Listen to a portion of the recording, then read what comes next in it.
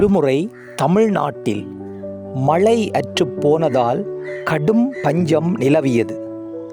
அக்காலத்தில் ஒரு தட்டு நெல்லை ஒரு தட்டு பொன்னிற்கு சமப்படுத்தி வித்தார்கள். அத்தகைய பஞ்சகாலம். இதனை ஓர் தட்டிலே நெல்லும் ஓர் தட்டிலே பொன்னும் ஒக்க விக்கும் கார் தட்டிய பஞ்சகாலம் என்று படிக்காசு புலவர் குறிப்பிடுகின்றார்.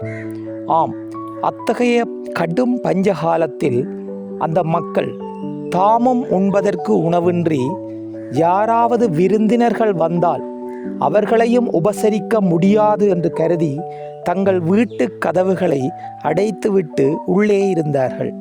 இத்தகைய காலத்தில் கூட சீதக்காதி என்ற கொடை வள்ளல் ஊரிலுள்ள அனைவருக்கும் உணவளிப்பதற்காக எந்த நேரமும் அவருடைய வீட்டிலே உலை கொதித்து கொண்டிருந்தது. வறுமையால் வாடி வருகின்ற அனைவருக்கும் எந்நேரமும் உணவளித்து கொண்டே இருந்தார். அவர்தான் சீதக்காதி வள்ளல். அவருக்கு ஓர் அடைமொழி உண்டு, செத்தும் கொடுத்தான் சீதக்காதி. இந்த அடைமொழி வந்ததற்கு ஒரு உண்மை சம்பவம் ஒன்று உண்டு. அதனை இப்போது பார்ப்போம். அந்த ஊரிலே வாழ்ந்த ஒரு தந்தை தன்னுடைய மகளுக்கு மணம் முடித்து வைப்பதற்கு பல்வேறு விதமான முயற்சிகளை எடுத்தார்.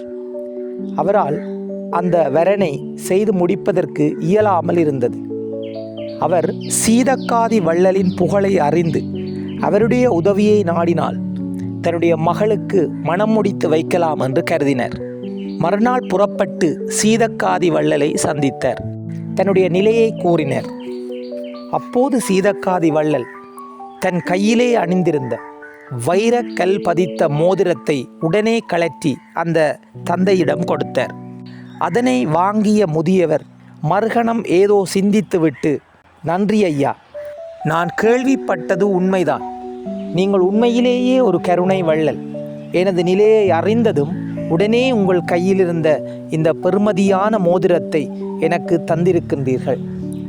ஆனால் இப்போது நான் இதனை வாங்கி சென்றால் திருமணத்துக்கு முன்னரான செலவுகளுக்கு நான் இதனை பயன்படுத்தி விடுவேன். இது இப்போது இருக்கட்டும். நான் ஏனைய ஏற்பாடுகள் அனைத்தையும் செய்துவிட்டு இதனை திருமணச் செலவிற்காக வந்து வாங்கி செல்கின்றேன் என்று கூறிவிட்டு அந்த பெண்ணினுடைய தந்தையார் அங்கிருந்து சென்று விட்டார். அவர் அனைத்து ஏற்பாடுகளையும் செய்து முடித்து சில வாரங்களின் பின் மீண்டும் சீதக்காதி வள்ளலை சந்திப்பதற்காக வந்தார். சீதக்காதி வீட்டிலே யாருமே இல்லை. அந்த வீதியில் நின்ற ஒருவரிடம் சீதக்காதி வள்ளல் எங்கே என்று கேட்டார். அதற்கு அவரோ, அவர் நேற்றுத்தான் காலமாகி அவருடைய பூத உடலை எடுத்துக்கொண்டு அடக்கம் செய்வதற்காக கொண்டு சென்று கொண்டிருக்கின்றார்கள் என்று கூறினர்.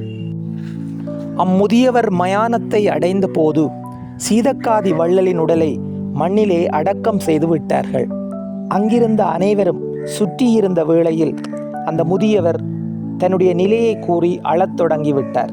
சீதக்காதி வள்ளல் என்று இருந்திருந்தால் அந்த பெறுமதிமிக்க மோதிரத்தை எனக்கு தந்து என்னுடைய மகளின் திருமணத்தை இனிதே நிறைவேற்றி இருப்பேன் என்று கூறினர். அப்போது அங்கிருந்தவர்களில் ஒருவர் சீதக்காதி வள்ளல் அடக்கம் செய்திருந்த இடத்தை பார்த்தார்.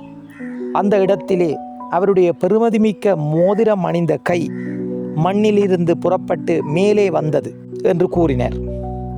அங்கிருந்த மற்றொருவர், இல்லை, அது அடக்கம் செய்யும் போது வெளியிலே இருந்தது, அதை கவனிக்காது விட்டுவிட்டார்கள் என்று கூறினர். எது எப்படி இருப்பினும் அங்கிருந்தவர்களில் ஒருவர், இப்போது இன்று சீதக்காதி வள்ளல் உயிரோடு இருந்திருந்தால் இந்த மோதிரத்தை இவருக்கு நிச்சயம் கொடுத்திருப்பார் என்று கூறி அங்கிருந்த அனைவரது சம்மதத்தையும் பெற்று சீதக்காதி வள்ளலின் இறந்த உடலிலிருந்து அந்த விலை மதிப்பற்ற மோதிரத்தை கழற்றி அந்த பெண்ணினுடைய தந்தையாருக்கு கொடுத்தார். செத்தும் கொடுத்தான் சீதக்காதி என்று அங்கிருந்த அனைவரும் அவரை வாழ்த்தினார்கள். அந்த தந்தையும் ஒருபுறம் கவலையோடு அங்கிருந்து புறப்பட்டு சென்று தன்னுடைய மகளின் வரனை இனிதே நிறைவேற்றி வைத்தார். இவ்வாறு கொடை வள்ளல்கள் வாழ்ந்த காலங்கள் போய் இன்று சுயநலத்தோடு வாழ்கின்ற மனிதர்களே எம்மில் பலர் காணப்படுகின்றனர். வேறு சிலர் பிறருடைய அறியாமையை பயன்படுத்தி அவர்களுடைய செல்வத்தை சுரண்டலாம் என்று எண்ணிக்கொண்டிருக்கின்றார்கள். இன்னும் ஒரு சிலர் அன்றைய காலத்தைப் போல் ஏழை எளியவர்களுக்கு கொடுக்க அதனை தவறாக பயன்படுத்தி மது அருந்திவிட்டு தவறான வேலைகளில் ஈடுபடுதலும் நடைபெற்று கொண்டிருக்கின்றது. இதனால்தான் பாத்திரம் அறிந்து பிச்சை எடு என்று நம் முன்னோர் கூறியிருக்கின்றார்கள். எது எப்படி இருப்பினும் நாம் அனைவரும் மேலான எண்ணங்களோடு வாழ்வில் வளம் பெறுவோம். எண்ணம் போல் வாழ்க்கை. நன்றி, வணக்கம்.